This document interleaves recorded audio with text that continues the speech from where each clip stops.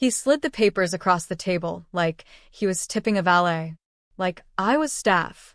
Like 11 years of marriage could be folded into a manila envelope and handed back with a smirk. Take the village house, Daniel said, not even looking up from his phone. Consider it generous. My name is Mara. I was 34 years old, sitting in a divorce attorney's office, wearing the blazer I'd bought to impress a man who had stopped seeing me years ago. I was Daniel's wife, correction, soon-to-be ex-wife, and the mother of no children, because he'd convinced me to wait. Always wait. We'll be ready soon, Mara. We'll be ready eventually. We were never ready. What Daniel kept from our marriage, the apartment in the city, the shared investment portfolio, the Audi, the lake house we'd renovated together, my design, his name on the deed, because he'd said it was simpler that way. What Daniel gave me, a crumbling farmhouse in Volino, a village 3 hours from anything resembling a career.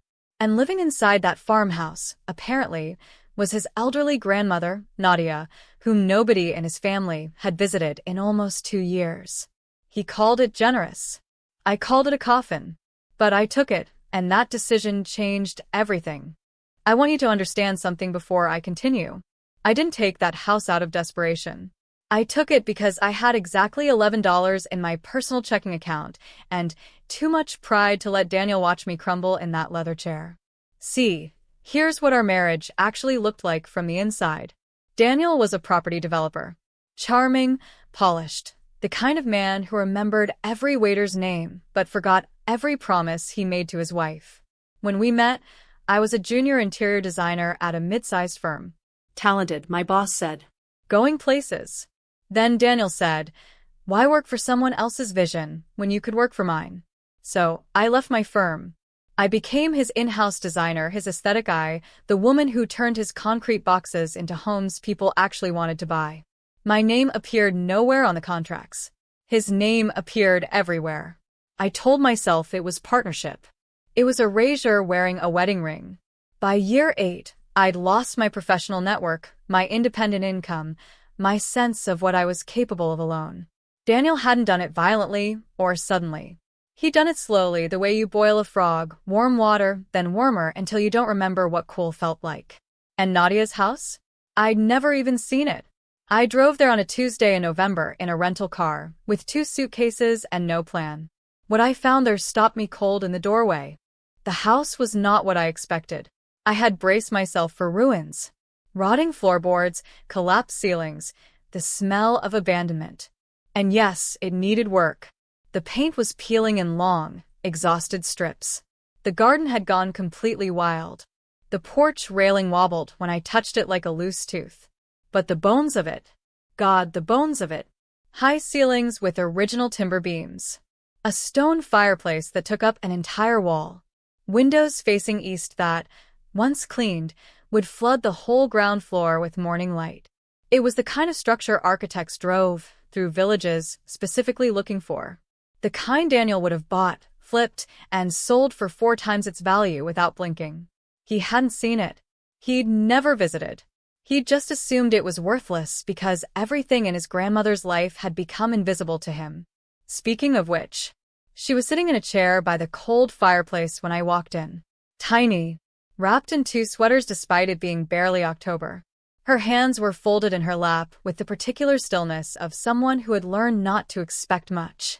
She looked at me with sharp, dark eyes, Daniel's eyes, actually, though infinitely kinder, and she said, in a voice like dry leaves, "You must be the wife he threw away." I laughed. I couldn't help it. It burst out of me like something that had been locked up for years. "Nadia," I said, setting down my suitcase. "I think we're going to get along just fine." What I didn't know yet was how much this woman was about to give me, and how much her grandson was about to lose. Winter arrived in Volino like a slow, heavy curtain dropping over everything. And inside that drafty, beautiful, impossible house, I started to wake up. It began with Nadia's heating system, which was essentially decorative. I called a local repairman named Georgie, who fixed the boiler, charged me almost nothing, and mentioned his cousin did masonry work. Georgie's cousin mentioned a woman in the village who'd been an electrician for 30 years. She mentioned someone else. Then someone else. Volino had a whole ecosystem of skilled, underemployed people who simply needed someone to organize them. I had spent 11 years organizing Daniel's vision. I was very, very good at it. By February, I had heat, functioning plumbing, and a kitchen that didn't make me feel like I was cooking inside a collapsed lung. I was also spending every evening at Nadia's kitchen table, drinking tea so strong it was basically a personal attack, while she talked. Nadia talked about Daniel's father, cold, withholding. About Daniel's childhood, lonely, performance-driven. She didn't excuse him. She just explained the architecture of how a person becomes someone who slides divorce papers across a table like a restaurant check. He never learned that people have value when they're not useful to him, she said one night, matter-of-factly. You were useful. Then you knew too much. So. She shrugged. Sipped her tea. I stared at her. Nadia. What do I know? She looked at me over her cup with those razor-sharp eyes. Everything about his properties, yes? The designs. The decisions. Whose ideas actually built what? She set her cup down slowly. My grandson made a very stupid mistake, Mara. He gave his most valuable asset to someone with nothing left to lose. That night I opened my laptop for the first time in months, and I didn't sleep until sunrise. Here is what I knew about Daniel's business that nobody else did. I knew that the Hartwell luxury conversion, the one that won him a Regional Developers Award 2 years ago, the one his face was plastered on billboards for, was designed entirely by me. Concept, material selection, spatial flow, the signature copper and oak finish that design magazines called arrestingly original. I had the drafts, the revision emails, the mood boards timestamped at 2 a.m. with my personal account.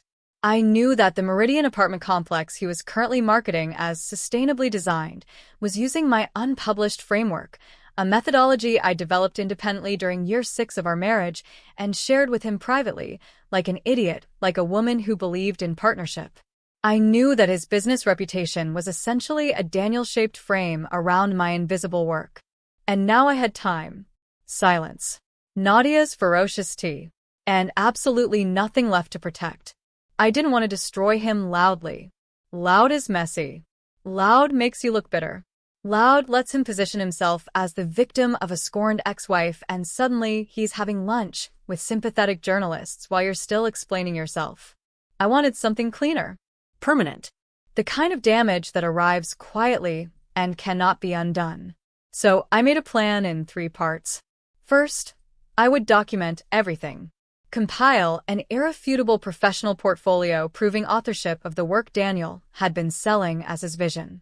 Second, I would rebuild my own name, quietly, strategically, here in Volino, so that when the moment came, I'd have somewhere solid to stand. Third, I would let Daniel come to me, because Nadia had mentioned, almost casually, that his family was pressuring him to finally visit her. That it would happen. Probably spring or summer. I smiled and wrote that down. Then I got to work. Spring in Volino was absurd in its beauty. Wildflowers ate the hillsides. The village smelled like wet soil and wood smoke, and something I can only describe as possibility. And the house, my house, was unrecognizable. I had spent 3 months working with Georgie's network, directing every decision with the precision of someone who had designed dozens of high-end renovations and was finally doing it for herself. The stone fireplace was restored and anchored the living room like a heartbeat. The east-facing windows were cleaned, reframed, expanded slightly. Morning light poured through them now like something religious. The wild garden had been shaped into something structured but breathing, with a kitchen herb section Nadia tended to with fierce, personal pride. I had also quietly launched a design consultancy under my own name. My first client came through Georgie's cousin's neighbor, a restaurant owner in the nearest city who'd seen what I'd done with the farmhouse and wanted that feeling for his space. I charged properly. I delivered beautifully. He referred me to 2 others. By April, I had 4 clients, a professional website, and a portfolio that told a very clear story, one that stretched back, with careful documentation, through years of work that had previously had someone else's name on it.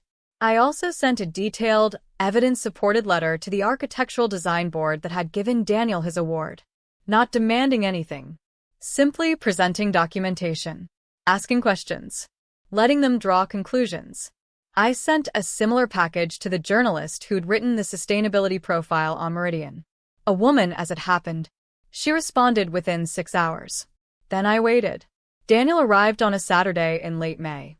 I heard his car, the Audi, naturally before I saw it. I was in the garden with Nadia, drinking coffee, wearing a linen dress, looking precisely like a woman who had built something worth envying. He stepped out of the car and stopped walking. His mouth actually opened. Mara. What did you do? I looked at him over my coffee cup the way Nadia had taught me without ever explicitly teaching me. I unpacked, I said. He looked good. Daniel always looked good. That was part of the machinery of him. Linen shirt, expensive watch, the particular confidence of a man who had never once questioned whether he deserved to take up space. But something was already off behind his eyes. He hugged Nadia first, which was the right instinct, though she received it with the warmth of someone accepting a package they hadn't ordered. Then he walked through the house slowly, the way you walk through a museum, head turning, jaw tightening, calculating involuntarily, because he couldn't help it. "This is incredible," he said finally. And then, because he was Daniel, "You could sell this for serious money now." "I know," I said. "I won't." He looked at me. Something shifted. We had coffee at the kitchen table, the same table where Nadia had first told me I knew too much. She sat with us, quiet, watching with those dark eyes like a woman who had already seen the ending of this particular film. His phone buzzed. He glanced at it and went very still. I recognized that stillness. It was the stillness of a man reading something that rearranges his understanding of his own situation. He looked up slowly. "I got an email. From the design board." I said. "And apparently a journalist has been calling my office. About Meridian." "Interesting timing," I said. "Mara." His voice dropped. "What did you do?" I set my cup down carefully. "I documented my work, Daniel. That's all. I simply made sure the right people had access to accurate information about who actually designed what." His face cycled through several emotions, anger first, then calculation, then something I had never seen on him before. Fear. "You could have come to me," he said. "We could have worked something out quietly." Nadia made a small sound into her coffee cup. Not quite a laugh. "Close enough." "You had 11 years to work something out with me," I said. "You gave me a house you'd never visited and a sick grandmother you'd forgotten existed, and called it generous." He had no answer for that. His phone buzzed again. And again. Here is what happened after that Saturday. The design board launched a formal review of the Hartwell Award. The journalist published her piece 3 weeks later. Measured, thoroughly sourced, devastating. She hadn't needed to exaggerate anything. The documentation spoke with the calm authority of time-stamped files and paper trails that had simply been waiting for someone to finally ask the right questions. Daniel's name didn't disappear overnight. Reputations rarely collapse cleanly. They erode, the way riverbanks do, quietly and then suddenly. Within 4 months, 2 major investment partners had quietly withdrawn from his next project. Within 6, he was restructuring. He called me twice. I let it go to voicemail both times. Not out of anger, I want to be clear about that. Out of completion. There was simply nothing left in me that needed to hear his voice explain itself. What I had instead was this. A consultancy that, by autumn of that year, had 7 active clients and a waitlist. A profile in a regional architecture magazine, my name, my photograph, my work described accurately as mine for the first time in a decade. A garden that Nadia and I had planted together, and that was, against all reasonable expectation, thriving. And Nadia herself. She died the following January. Peacefully, in the bedroom with the east-facing window, on a morning when the light came through exactly the way I'd always hoped it would. She had spent her last months warm, fed, visited, seen. She used to say I had saved her life. I told her she had returned mine to me. At her small funeral, a distant cousin of Daniel's pulled me aside and said, awkwardly, that it was good someone had finally looked after her. She looked after me, I said. I just showed up. Here is the twist nobody expects from this story. Daniel had given me that house because he believed worthless things belonged together. He was right that the house needed saving. He was right that I had nothing left. What he miscalculated, what men like Daniel always miscalculate, is what a woman with nothing left to lose will do when you hand her something with good bones and walk away without looking back. She will learn its structure. She will restore what was broken. She will fill it with light and work and people who deserve warmth. And she will build something so quietly extraordinary that when you finally come back to look, and you will come back, you always come back, what you feel standing in the driveway of the thing you threw away will not be regret exactly. It will be the specific, irreversible pain of finally understanding what you had. I still live in Valino. The herb garden is wild again in the best possible way. The fireplace burns every evening from October through April. Some things, it turns out, just needed the right person to stay.